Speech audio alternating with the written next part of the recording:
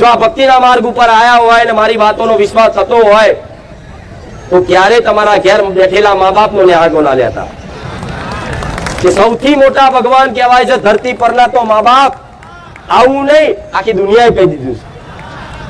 ઠેર ઠેર ખબરવા મળતું હશે જે દીકરા દીકરીઓ કદાચ પોતાના મા બાપને ભગવાન માની અને એમનો સ્વભાવ જેવો હોય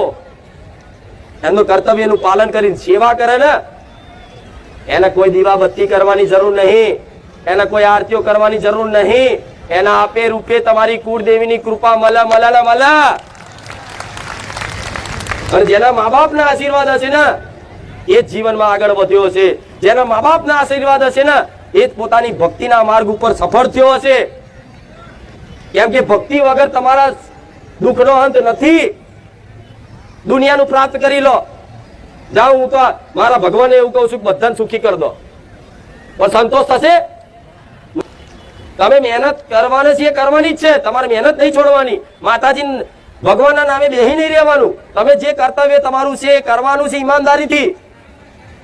તમારા પરિવારની સેવા કરવાની છે ભલે પરિવાર તમારું ખોટું બોલે ખોટું ગાય મા બાપ તમારું સારું રાખે કે ના રાખે પણ તમે તમારા કર્તવ્યને ચૂકતા નહીં તમારી માં જોવે છે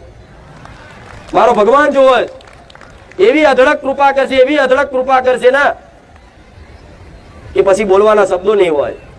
તેમને એવો આભાસ થઈ જશે કે માં મારું જીવન કોણ ચલાવે છે મને ખબર નહીં માં પણ આ તારી જ કૃપા છે પણ 24 કલાક પોતાની વસ્તી પર એ માતાની એની કૃપા દ્રષ્ટિ હોય ને હોય એ નજર રાખતી જ હોય એ દીકરાને કદાચ એ ભક્તિ કરતો હશે પણ એ દીકરાને એટલો તો નહીં તૂટી જવા દે કે એ દીકરો બહુ દુઃખી થઈ જાય છેલ્લી ઘડી એનું બાવડું ચાલી લે છે